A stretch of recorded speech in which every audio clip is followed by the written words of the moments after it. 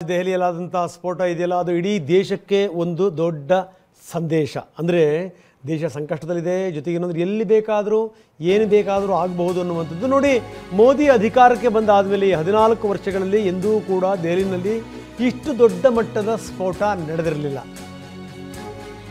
ಅದರ ವಿವರಗಳನ್ನು ನಾವು ನಿಮಗೆ ಕೊಡ್ತಾ ಇದ್ದೀವಿ. ಕೆಂಪುಕೋಟೆ ಬಳಿ ಸಂಭವಿಸಿರುವಂಥ ಭೀಕರ ಸ್ಫೋಟ, HR-26 CE 7674 ನಂಬರ್ನ I-20 ಕಾರ್. ಅದರ ಹಿಂದೆ ಉಗ್ರನೊಬ್ಬನ ಕೈವಾಡ ಇದೆ. ಅವನು ಕೂಡ ಅದರಲ್ಲಿ ಸತ್ತಿದ್ದಾನೆ ಅನ್ನುವಂಥ ಮಾತು. ಡಾಕ್ಟರ್ ಉಮರ್ ನಬಿ, ಅವನ ಫೋಟೋ ಟಿವಿನಿಗೆ ಲಭ್ಯ ಆಗಿದೆ.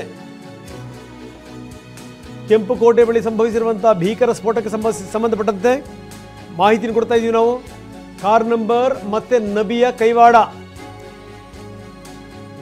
ಮೊನ್ನೆ ಡೆವಲಪ್ಮೆಂಟ್ ನೋಡಿದ್ವಿ ನಾವು. ಇಬ್ಬರು ಡಾಕ್ಟರ್ಗಳನ್ನು ಅರೆಸ್ಟ್ ಮಾಡಲಾಗಿತ್ತು, ಇನ್ನೊಬ್ಬಳು ಲೇಡಿನ ಅರೆಸ್ಟ್ ಮಾಡಲಾಗಿತ್ತು. ಅದಾದಮೇಲೆ ಒಬ್ಬ ತಪ್ಪಿಸ್ಕೊಂಡಿದ್ದ. ಅವನೇ ಏನಾದರೂ ಇದೆಲ್ಲವನ್ನೂ ಕೂಡ ಮಾಡದ್ನಾ? ಅವನ ಕೈವಾಡ ಇದೆಯಾ? ಆ ಕಾರಲ್ಲಿ ಅವನು ಇದ್ನಾ? ಅದರಲ್ಲಿ ಏನಾದರೂ ಅವನು ನೆಗೆದು ಬಿದ್ದು ಹೋದ್ನಾ? ಇದೆಲ್ಲದರ ಬಗ್ಗೆನೂ ಇದೆ. ಸತ್ತಿರಬಹುದು ಅವನು ಅಂತ ಮೂಲಗಳು ಹೇಳ್ತಾ ಇವೆ. ಏನಿದರ ಅರ್ಥ? ಏನು ನಡೀತಾ ಇದೆ ಹಾಗಾದರೆ? ದೇಶದ ವಿರುದ್ಧ ಏನಾದರೂ ಒಂದು ದೊಡ್ಡ ಸಂಚು ನಡೀತಾ ಇದೆಯಾ? ಯಾಕೋ ಇದನ್ನು ನೋಡಿದಂಥ ಸಂದರ್ಭದಲ್ಲಿ ಅಷ್ಟು ಸುಲಭ ಅಂತ ಅನ್ನಿಸ್ತಾ ಇಲ್ಲ. ಇತ್ತೀಚಿನ ದಿನದ ಡೆವಲಪ್ಮೆಂಟ್ಗಳನ್ನು ನಾವು ನೋಡ್ತಾ ಇದ್ದೀವಿ. ದೇಶದ ಒಳಗಡೆಗೆ ಏನಾದರೂ ಅಭದ್ರತೆಯನ್ನು ಸೃಷ್ಟಿ ಮಾಡುವಂತಹ ಪ್ರಯತ್ನಗಳು ನಡೀತಾ ಇದೆಯಾ? ದೆಹಲಿಯಲ್ಲಿ ಇಷ್ಟೊಂದು ದೊಡ್ಡ ಮಟ್ಟದಲ್ಲಿ ಸ್ಫೋಟ ಆಗುತ್ತೆ ಅಂತಂದರೆ ಕಾರಣ ಏನು? ಎಲ್ಲಾಗಿದೆ ಸ್ಫೋಟ? ಅದು ಯಾವ ಜಾಗದಲ್ಲಿ? It's very important. ಮೇಲ್ಗಡೆಗೆ ಹೈ ಟೆನ್ಷನ್ ವೈರ್ಗಳಿದ್ದಾವೆ. ದೊಡ್ಡ ಪ್ರಮಾಣದಲ್ಲಿ ಹಾನಿಯಾಗಬೇಕು ಅಂತ. ಆ ಕಾರೆಲ್ಲಿಂದ ಬಂತು? ಮಸೀದಿಯಿಂದ ಬಂತು ಅಂತ ಹೇಳಲಾಗ್ತಾ ಇದೆ. ಸ್ಫೋಟಕಗಳನ್ನು ಎಷ್ಟು ತುಂಬಿಕೊಂಡಿದ್ರು ಅದರಲ್ಲಿ? ಹೇಗೆ ಸ್ಫೋಟ ಆಯಿತು? ಸ್ಫೋಟಕ್ಕೂ ಮೊದಲಿನ ದೃಶ್ಯಾವಳಿಗಳನ್ನು ನಾವು ನಿಮಗೆ ತೋರಿಸ್ತಾ ಇದ್ದೀವಿ. ಒಂದು 150 ಮೀಟರ್ ಮುಂದಕ್ಕೆ ಹೋದರೆ ಚಾಂದಿನಿ ಚೌಕ್, ಅಲ್ಲಿ ದೊಡ್ಡ ಮಾರುಕಟ್ಟೆ ಇದೆ. ಅಲ್ಲಿ ಈ ಕಡೆಗೆ ಒಂದು 250 ಮೀಟರ್ ಹೋದರೆ ಕೆಂಪುಕೋಟೆ. ಇನ್ನೊಂದು ಕಡೆಗೆ ನೀವೊಂದು 100-150 ಮೀಟರ್ ಹೋದರೆ ಲಕ್ಷ್ಮೀ ದೇವಸ್ಥಾನ, ಜೈನ ಟೆಂಪಲ್. ಕಿರಿದು ಯಾವಾಗಲೂ ಜನ ಇರ್ತಾರೆ, ವೆಹಿಕಲ್ಗಳಿರ್ತವೆ. ಅಂತಹ ಕಡೆಗೆ ಈ ಸ್ಫೋಟ ನಡೆಯುತ್ತೆ ಅಂತಂದರೆ, ಅಷ್ಟೊಂದು ದೊಡ್ಡ ಮಟ್ಟದಲ್ಲಿ ಕಾರು ಸ್ಫೋಟಗೊಳ್ಳುತ್ತೆ ಅಂತಂದರೆ ಸುಮ್ಮನೆ ಆಗಲಿಕ್ಕೆ ಸಾಧ್ಯನಾ ಇದು? ಅವನು ಭಯೋತ್ಪಾದಕ, ಕಾರಲ್ಲೇ ಇದ್ದಂತೆ ಡಾಕ್ಟರ್ ನಬಿ. ನೋಡಿ, ನೀವು ಓದಿಸಿ ಏನು ಬಂತು ಪ್ರಯೋಜನ? ಕಾರಿನ ಎಕ್ಸ್ಕ್ಲೂಸಿವ್ ದೃಶ್ಯಾವಳಿಗಳನ್ನು ನಾವು ನಿಮಗೆ ತೋರಿಸ್ತೀವಿ. ಕಾರಲ್ಲಿ ಡಾಕ್ಟರ್ ಉಮರ್ ಮೊಹಮ್ಮದ್ ನಬಿ ಇದ್ದ ಅನ್ನುವಂಥ ಮಾತು ನಿನ್ನೆ ಸಂಜೆ 6:23ಕ್ಕೆ ಪಾಸಾಗಿದೆ. I-20 ಕಾರು ಇದೇ ನೋಡಿ ದೃಶ್ಯ. I-20 ಕಾರಲ್ಲಿ ಸ್ಫೋಟಕಗಳನ್ನು ತುಂಬಿಕೊಂಡು ಹೋಗಲಾಯಿತಾ? HR-26 CE 7674 ಕಾರ್ನಲ್ಲಿ ಡಾಕ್ಟರ್ ಉಮರ್ ಮೊಹಮ್ಮದ್ ಇದ್ದಂತೆ. ಇದೇ ಕಾರಲ್ಲಿ ಸ್ಫೋಟ ಆಯಿತು. ಇದೇ ಕಾರಲ್ಲಿದ್ದಂಥ ಡಾಕ್ಟರ್ ಉಮರ್ ಮೊಹಮ್ಮದ್ ಸತ್ತೇ ಹೋದ್ನ?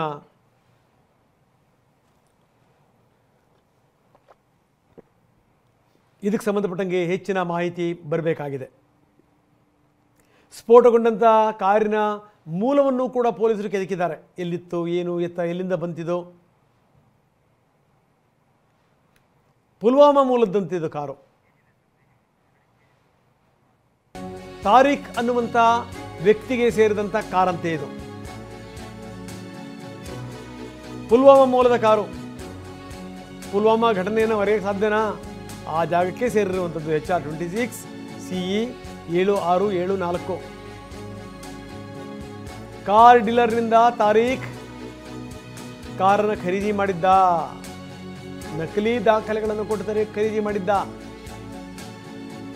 ಏನು ಬೇಕಾದರೂ ಸೃಷ್ಟಿಯಾಗುತ್ತೆ ನಮ್ಮಲ್ಲಿ. ಯಾವ ನಕಲಿ ಬೇಕಾದರೂ ಸೃಷ್ಟಿ ಮಾಡಿಕೊಡ್ತಾರೆ. ಉಮರ್ ಮೊಹಮ್ಮದ್ ಅಲಿಯಾಸ್ ತಾರೀಖ್. ಉಮರ್ ಮೊಹಮ್ಮದ್ ಅಲಿಯಾಸ್ ತಾರೀಖ್ ಇವನೇ. ಡ್ಯೂಪ್ಲಿಕೇಟ್ ಡಾಕ್ಯುಮೆಂಟ್ಸನ್ನು ಕೊಟ್ಟು ಕಾರನ್ನು ಖರೀದಿ ಮಾಡಿದ್ದ. ಇದೇ ಕಾರಲ್ಲಿ ಸ್ಫೋಟ ಸಂಭವಿಸಿದೆ. ಇದೇ ಕಾರಲ್ಲಿ.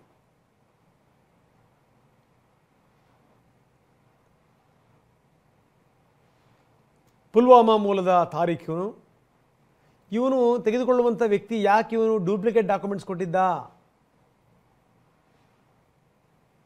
ಇದು ಉಮರ್ ಮೊಹಮ್ಮದ್ ಅಲಿಯಾಸ್ ತಾರೀಖ್. ಇದೇ ಉಮರ್ ಮೊಹಮ್ಮದ್. ಅವೆರಡೂ ಫೋಟೋಗಳು ಒಂದನೇ. ಕಾರು ಖರೀದಿ ಮಾಡಿದ್ದ, ಡ್ಯೂಪ್ಲಿಕೇಟ್ ಡಾಕ್ಯುಮೆಂಟ್ಸನ್ನು ಕೊಟ್ಟು. ಹೇಳಕ್ಕೆ ಇವನು ಡಾಕ್ಟ್ರು, ಇವನೊಬ್ಬ ವೈದ್ಯ. ಇವನ ಮೇಲೆ ದೇಶ ಎಷ್ಟು ಇನ್ವೆಸ್ಟ್ ಮಾಡಿರುತ್ತೆ ಹೇಳಿ, ಓದ್ಸೋಕ್ಕೆ ಬರ್ಸೋಕ್ಕೆ. ಇವನು ಮಾಡಿದ ಘನಕಾರ್ಯ ನೋಡಿ. ಇವನು ಡಾಕ್ಟರ್ಗಳು ಈ ಜೀವ ಹೋಗ್ತಿದೆ ಅನ್ನುವಂಥ ಸಂದರ್ಭದಲ್ಲಿ ದೊಡ್ಡ ಆಪರೇಷನ್ಗೆ ಮುಂದಾಗ್ತಾರೆ. ಅವ್ರದ್ದು ಆಪರೇಷನ್ನಿನ ಧ್ಯೇಯೋದ್ದೇಶಗಳು ಒಂದೇನೇ, ಹೆಂಗಾದ್ರೂ ಮಾಡಿ ಬದುಕಿಸ್ಬೇಕು ಅಂತ.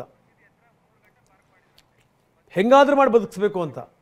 ಅದು ಅವರ ದೊಡ್ಡ ಆಪರೇಷನ್ ಆಗಿರುತ್ತೆ. ಒಬ್ಬ ವ್ಯಕ್ತಿ ಬದುಕಿಬಿಟ್ರೆ ಆ ವೈದ್ಯರ ಮುಖದಲ್ಲಿ ಆನಂದ ನೋಡಬೇಕು. ಆದರೆ ಇವನು ವೈದ್ಯನಾಗಿ ಮಾಡಿದಂಥ ಆಪರೇಷನ್ ಸ್ಫೋಟ, ಬ್ಲಾಸ್ಟ್. ನಮ್ಮಲ್ಲಿ ಒಂದು ಮಾತಿದೆ, ಏನು ಅಂತಂದರೆ, ಈ ಓದು ಬರಹ ಇಲ್ದಿರುವಂಥವರು, ಅಜ್ಞಾನ ಇರುವಂಥವರು, ಓದು ಬರಹ ಇಲ್ದಿರುವಂಥವರು, ಅಜ್ಞಾನ ಇರುವಂಥವರು, ಅವರು ಪ್ರತಿಭಟನೆಗಳನ್ನು ಮಾಡ್ತಾರೆ, ಕಲ್ಲೆಸಿತಾರೆ, ಪಾಪ ಬಡತನ ಕಾಡ್ತಿರುತ್ತೆ ಅನ್ನುವಂಥ ಮಾತು. ಅಂದರೆ ಓದು ಬರಹ ಇಲ್ಲ ಅಂದರೆ ಕಲ್ಲೆಸೆಯೋದು, ಓದು ಬರಹ ಮಾಡಿದರೆ ಬಾಂಬ್ ಎಸೆಯೋದು. ಇದಾ ರೀತಿ ನೀತಿ? ಇದನ್ನೇನ ಕಲ್ತಿರೋದು? ಇದಕ್ಕೋಸ್ಕರ ದೇಶ ಅಷ್ಟೊಂದು ಇನ್ವೆಸ್ಟ್ ಮಾಡಬೇಕಾ ಯುವಕರ ಮೇಲೆ? ನಿನ್ನೆ 3/19ಕ್ಕೆ ಸುನೇಹ್ರಿ ಮಸೀದಿಯ ಪಾರ್ಕಿಂಗ್ ಸ್ಥಳಕ್ಕೆ ಬಂತಿದ್ದು. 2 ಗಂಟೆ ಅಲ್ಲೇ ಇತ್ತು. 6:23ಕ್ಕೆ ಅಲ್ಲಿಂದ ಹೊರಟಿತು. ಸುನೇಹ್ರಿ ಮಸೀದಿ ಪಾರ್ಕಿಂಗ್ ಲಾಟಿಂದ ತೆರಳಿತು. ಅಲ್ಲೇ ಏನಾದರೂ ಸ್ಫೋಟಕಗಳನ್ನು ತುಂಬಲಾಯ್ತಾ? ಏನಿದು ಅರ್ಥ? ಇದು ಯಾರಿವನು? ತಾರೀಖ್ ಯಾರಿವನು? ಡಾಕ್ಟರ್ ಉಮರ್ ಮೊಹಮ್ಮದ್ ಅಲಿಯಾಸ್ ತಾರೀಖ್ ಯಾರಿವನು? ಎಲ್ಲಿಂದ ಬಂದಿದ್ದ? ಡ್ಯೂಪ್ಲಿಕೇಟ್ ಡಾಕ್ಯುಮೆಂಟ್ಸನ್ನು ಕೊಟ್ಟು ಕಾರನ್ನು ಹೇಗೆ ಖರೀದಿ ಮಾಡ್ದ? ಅದೇ ಕಾರು ಈ ಸುನೇಹ್ರಿ ಮಸೀದಿ ಹತ್ರ ಯಾಕೆ ಬಂದಿತ್ತು? 2 ಗಂಟೆ ಸುನೇಹ್ರಿ ಮಸೀದಿ ಹತ್ರ ಯಾಕೆ ನಿಂತಿತ್ತು? 3 ಗಂಟೆಗಳ ಕಾಲ, ಕ್ಷಮಿಸಿ, 2 ಗಂಟೆ ಅಲ್ಲ, 3 ಗಂಟೆಗಳ ಕಾಲ. ನಿನ್ನೆ ಮಧ್ಯಾಹ್ನ 3:19 ಸುಮಾರಿಗೆ ಸುನೇಹ್ರಿ ಮಸೀದಿಗೆ ಬಂದು ನಿಂತಹ ಕಾರು ಸಂಜೆ ಅಲ್ಲಿಂದ ಹೊರಡುತ್ತೆ 6:23ಕ್ಕೆ ಪಾರ್ಕಿಂಗ್ ಲಾಟ್ನಿಂದ. ಅಲ್ಲಿಂದ ಬಂದಾದಮೇಲೆ ಈ ಸ್ಫೋಟ ಸಂಭವಿಸುತ್ತೆ. ಏನಿದರ ಅರ್ಥ? ಇದು ಸಂಗತಿ.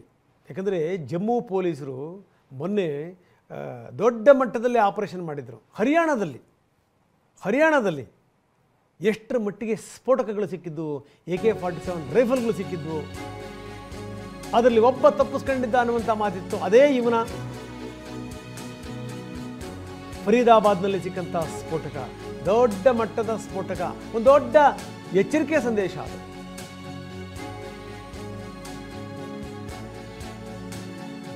ಆವಾಗಲೇ ಏನೋ ಒಂದು ಅನುಮಾನ ಕಾಡ್ತಾ ಇತ್ತು, ಏನೋ ನಡೀತಾ ಇದೆ ಈ ದೇಶದಲ್ಲಿ ಅಂತ. ಅಮೋನಿಯಂ ನೈಟ್ರೇಟ್ ಅದನ್ನು ಫರ್ಟಿಲೈಸರ್ ಆಗಿ ಬಳಸ್ತಾರೆ. ಆದರೆ ಇದೇ ಅಮೋನಿಯಂ ನೈಟ್ರೇಟನ್ನು ಬಳಸಿಕೊಂಡು ಸುಧಾರಿತ ಸ್ಫೋಟಕಗಳನ್ನು ಕೂಡ ತಯಾರಿಸ್ತಾರೆ. ತೋರಿಸ್ತಾ ಇದ್ದೀವಿ, ಸ್ಕ್ರೀನ್ ಎಡಭಾಗದಲ್ಲಿ ನಾವು ತೋರಿಸ್ತಾ ಇದ್ದೀವಿ ನಿಮಗೆ. ಶಂಕಿತರನ್ನು ಅರೆಸ್ಟ್ ಮಾಡಿದರು. 2 ಡಾಕ್ಟರ್ಗಳು, ಇನ್ನೊಬ್ಬಳು ಲೇಡಿ. ನೋಡಿ, ಇವನೊಬ್ಬ ಈಗ ತೋರಿಸ್ತಾ ಇದ್ದೀವಲ್ಲ, ಇವನು ಕೂಡ ಮೊನ್ನೆ ಅರೆಸ್ಟ್ ಆಗಿರುವಂಥವನು. ಬೆಂಡೆತ್ತದಾಗ ಒಂದಿಷ್ಟು ಸಂಗತಿಗಳನ್ನು ಬಾಯಿ ಬಿಟ್ಟಿದ್ರು.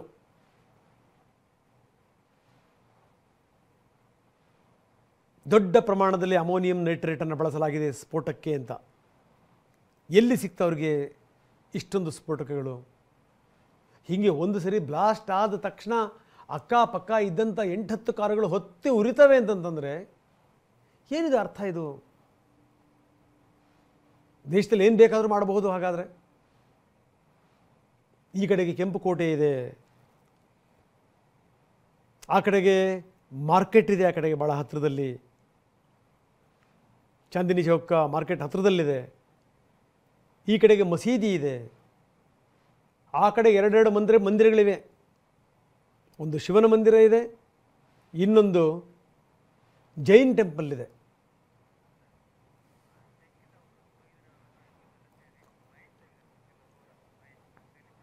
ಬನ್ನಿ ನಮ್ಮ ಪ್ರತಿನಿಧಿ ಮಹೇಶ್ ಈಗ ನಮ್ಮೊಂದಿಗೆ ನೇರ ಸಂಪರ್ಕದಲ್ಲಿದ್ದಾರೆ. ಮಹೇಶ್, ಇದು ಬಹಳ ದೊಡ್ಡ ಎಚ್ಚರಿಕೆಯ ಗಂಟೆ ಇದು ಮಹೇಶ್, ಯಾಕಂದರೆ ಸಾಮಾನ್ಯ ಸಂಗತಿ ಅಲ್ಲ. ದಿಲ್ಲಿನಲ್ಲಿ ಇಷ್ಟರ ಮಟ್ಟಿಗೆ ದೊಡ್ಡ ಸ್ಫೋಟ ಸಂಭವಿಸುತ್ತೆ ಅಂತಂತಂದರೆ ಇದಕ್ಕೆ ಯಾರು ಹೊಣೆ ಅನ್ನುವಂಥ ಪ್ರಶ್ನೆ ಅತ್ಯಂತ ಸಹಜವಾಗಿ ಎದ್ದಿದೆ. ಎಂಥ ಸ್ಥಳದಲ್ಲಿ ಆಗಿರುವಂಥದ್ದು. ಕೆಲವೇ ಮೀಟರ್ಗಳ ದೂರದಲ್ಲಿ ಕೆಂಪುಕೋಟೆ ಇದೆ, ಕೆಲವೇ ಮೀಟರ್ಗಳ ದೂರದಲ್ಲಿ ಚಾಂದಿನಿ ಚೌಕ್ ಇದೆ, ಕೆಲವೇ ಮೀಟರ್ಗಳ ದೂರದಲ್ಲಿ ಮಸೀದಿ ಇದೆ, ಕೆಲವೇ ಮೀಟರ್ಗಳ ದೂರದಲ್ಲಿ ಶಿವನ ದೇವಸ್ಥಾನ ಇದೆ, ಕೆಲವೇ ಮೀಟರ್ಗಳ ದೂರದಲ್ಲಿ ಜೈನ್ ಟೆಂಪಲ್ ಇದೆ. ಮೇಲ್ಗಡೆಗೆ ಹೈ ಟೆನ್ಷನ್ ವೈರ್ಗಳಿವೆ. ಅಲ್ಲಿ ನೋಡಿ ಸ್ಫೋಟ ಮಾಡಿರುವಂಥದ್ದು. ಇದ್ರ ಬಗ್ಗೆ ಹೆಚ್ಚಿನ ವಿವರಗಳೇನಿದೆ ಮಹೇಶ್? ರಂಗನಾಥ್, ಖಂಡಿತ ನೀವು ಹೇಳ್ದಂತೆ ಪಕ್ಕಾ ಪ್ಲಾನ್ ಮಾಡಿ ಸ್ಫೋಟ ಮಾಡಿರುವಂಥ ಸಾಧ್ಯತೆ ಕೂಡ ಇರುವಂಥದ್ದು. ನಾವೀಗ ಘಟನಾ ಸ್ಥಳದಲ್ಲಿ ಇರುವಂಥದ್ದು ನಾವು ನೋಡಬಹುದಾಗಿದೆ. ಪ್ರಮುಖವಾಗಿ ತಡರಾತ್ರಿಯಿಂದ ಕೂಡ NIA ಮತ್ತು NSG ಅಧಿಕಾರಿಗಳು ಮತ್ತು ದೆಹಲಿ ಮಟ್ಟದ ಉನ್ನತ ಪೊಲೀಸ್ ಅಧಿಕಾರಿಗಳು ತೀವ್ರಗತಿಯಲ್ಲಿ ಒಂದು ತನಿಖೆ ಮಾಡ್ತಾ ಇದ್ದಾರೆ ಅಂತ ಹೇಳ್ಬೋದು. ಸಾಕಷ್ಟು ಬಂದೋಬಸ್ತ್ ವ್ಯವಸ್ಥೆ ಕೂಡ ಈ ರಸ್ತೆಯಲ್ಲಿ ಇರುತ್ತೆ ಅಂತ ಹೇಳ್ಬೋದು. ಯಾಕಂದರೆ ಹೇಳಿ ಕೇಳಿ ಒಂದು ಜನನಿ ಬೀಡವಾದಂಥ ಪ್ರದೇಶ ಇರುವಂಥದ್ದು. ಯಾಕಂದರೆ ಬಲಭಾಗದಲ್ಲಿ ಕೆಂಪುಕೋಟೆ ಮತ್ತು ಅಕ್ಕಪಕ್ಕದಲ್ಲಿ ಜೈನ ಮಂದಿರ ಮತ್ತು ಹಿಂದೂ ದೇವಾಲಯಗಳು ಕೂಡ ಇರುವಂಥದ್ದು. ಮತ್ತು ಇದ್ರ ಸಾವಿರಾರು ಜನಸಂಖ್ಯೆಯಲ್ಲಿ ರಸ್ತೆಯಲ್ಲಿ ಓಡಾಡ್ತಾ ಇದ್ದಾರೆ. ಸದ್ಯ ಈ ಒಂದು ನಿಟ್ಟಿನಲ್ಲಿ ಎಲ್ಲ ಪ್ಲಾನ್ ಮಾಡಿ ಒಂದು ಸ್ಫೋಟ ಮಾಡಿದರೆ ಅನ್ನೋದು ಕೂಡ ಗೊತ್ತಾಗ್ತಾ ಇದೆ. ಈಗ ಕಾರಿನ ಮೂಲತಃ ಯಾರ್ದು ಅನ್ನೋದು, ಆ ಆರೋಪಿ ಅನ್ನೋದು ಮೇಲ್ನೋಟಕ್ಕೆ ಆ ಶಂಕಿತ ಯಾರು ಅಂತ ಗೊತ್ತಾಗ್ಬಿಟ್ರೆ ಇದರ ಹಿನ್ನೆಲೆ ಏನನ್ನೋದು ಕೂಡ ಗೊತ್ತಾಗ್ತಾ ಹೋಗ್ತದೆ. ಇದರ ಕಾರು ನಿನ್ನೆ ಮಧ್ಯಾಹ್ನ 3 ಗಂಟೆ ಸುಮಾರಿಗೆ ಒಂದು ಕೆಂಪುಕೋಟೆ ಬಳಿ ಇರುವಂಥ ಒಂದು ಸುನೇರಿ ಮಸೀದಿಗೆ ಬಳಿ ಬಂದು ಪಾರ್ಕ್ ಮಾಡುತ್ತೆ ಅಂತ ಹೇಳ್ಬೋದು. ಅಲ್ಲಿ 3 ಗಂಟೆಗಳ ಕಾಲ ಪಾರ್ಕಿಂಗ್ನಲ್ಲಿ ನಿಲ್ಲಿಸುತ್ತೆ. ಇದೆಲ್ಲ ಚಲನವಲನಗಳು ಕೂಡ ಒಂದು CCTVಯಲ್ಲಿ ಒಂದು ಸೆರೆಯಾಗಿರುವಂಥದ್ದು. ಅದರ ಹಿಂದೆ ಓರ್ವ ಮುಸುಕುದಾರಿ ಇದ್ದ ಅನ್ನೋದು ಕೂಡ ಈಗ ಶಂಕೆ ವ್ಯಕ್ತ ಇರುವಂಥದ್ದು. ಪ್ರಮುಖವಾಗಿ ದೆಹಲಿಗೆ ಕಾರು ಕೊನೆಯದಾಗಿ ಬದರ್ಪುರ್ ಗಡಿಯಿಂದ ಒಂದು ಪ್ರವೇಶ ಮಾಡಿದೆ ಅನ್ನೋದು ಕೂಡ ಗೊತ್ತಾಗ್ತಾ ಇದೆ.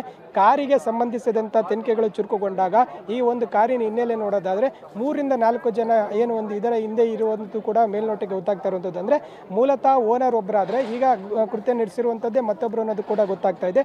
ಆದರೆ ಇದರಡಿ ಪೊಲೀಸರು ಹುಡುಕಾಟ ಶುರುವಾದಂಥ ಸಂದರ್ಭದಲ್ಲಿ ಅವರ ಮೊಬೈಲುಗಳು ಕೂಡ ಒಂದು ಸ್ವಿಚ್ ಆಫ್ ಆಗಿರುವಂಥದ್ದು ಕೂಡ ಗೊತ್ತಾಗ್ತಾ ಇದೆ. ಮತ್ತೊಂದು ಕಡೆ ಈಗ ಸದ್ಯ ಈ ಫರೀದಾಬಾದ್, ದೆಹಲಿ, ಇದ್ರ ಜೊತೆಗೆ ಜಮ್ಮು ಕಾಶ್ಮೀರದ ಪುಲ್ವಾಮಾ ಒಂದು ಸ್ಥಳಕ್ಕೂ ಕೂಡ ಒಂದು ಭೇಟಿ ಆಗಿರುವಂಥದ್ದು. ಅಂದರೆ ಇದರ ನೆಂಟು ಇಲ್ಲಿದೆ ಅನ್ನೋದು ಕೂಡ ಗೊತ್ತಾಗ್ತಾ ಇದೆ. ಯಾಕಂದರೆ ಪುಲ್ವಾಮಾದಲ್ಲಿ ತಾರಿಕ್ ಎಂಬ ವ್ಯಕ್ತಿಯನ್ನು ವಶಕ್ಕೆ ಪಡೆದು ತೀವ್ರ ವಿಚಾರಣೆ ಕೂಡ ಮಾಡ್ತಾ ಇರುವಂಥದ್ದು. ಈ ಒಂದು ದಾಳಿಗೆ ಆತನ ಒಂದು ಕೈವಾಡ ಇದೆ ಅನ್ನೋದು ಕೂಡ ಗೊತ್ತಾಗ್ತಾ ಇದೆ. ಯಾಕೆಂದರೆ ಮೊನ್ನೆ ಅಷ್ಟೇ ಒಂದಷ್ಟು ಸ್ಫೋಟಗಳನ್ನ ವಶಕ್ಕೆ ಪಡೆದು 2 ವೈದ್ಯರನ್ನು ವಶಕ್ಕೆ ಪಡೆದು ತೀವ್ರ ವಿಚಾರಣೆ ಕೂಡ ಮಾಡಿದರು. ಆದರೆ ಅಡ್ವಾನ್ಸ್ ಆಗಿ ಅಧಿಕಾರಿಗಳ ದಾಳಿ ಮಾಡಿ ಏನು ಸಾಕಷ್ಟು ಒಂದು ಸ್ಫೋಟಕಗಳಾಗಿರ್ಬೋದು ಮತ್ತು ರೈಫಲ್ಸ್ ಸೇರಿದಂಥ ವಸ್ತುಗಳನ್ನ ವಶಕ್ಕೆ ಪಡೆದು ವಿಚಾರಣೆ ಮಾಡಿ ಏನು ಅವರನ್ನು ಬಂಧಿಸಿದ್ರು.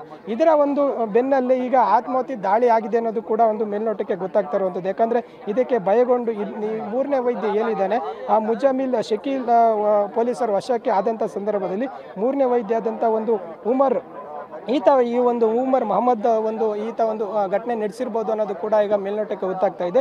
ಇಲ್ಲಿಂದ ಈಗ ಸದ್ಯ ತನಿಖಾ ಒಂದು ತಂಡಗಳು ಕೂಡ ತೀವ್ರಗತಿಯಲ್ಲಿ ತನಿಖೆ ಸಾಗ್ತಾ ಇದೆ ಅಂತ ಹೇಳಿ FSL ಅಧಿಕಾರಿಗಳು ಇಂಚಿಂಚು ಒಂದು ಏನು ತನಿಖೆ ಮಾಡ್ತಾ ಇದ್ದಾರೆ. ಈಗ ಸದ್ಯ ಪ್ರಾಥಮಿಕ ತನಿಖೆ ಪ್ರಕಾರ ಸದ್ಯ ಸ್ಫೋಟದ ಸ್ಥಳಗಳು ಕೂಡ ಸಿಕ್ಕಂತ ಏನು ಒಂದು ಕುರುಗಳನ್ನ ಪತ್ತೆ ಮಾಡ್ತಾ ಇರುವಂಥದ್ದು.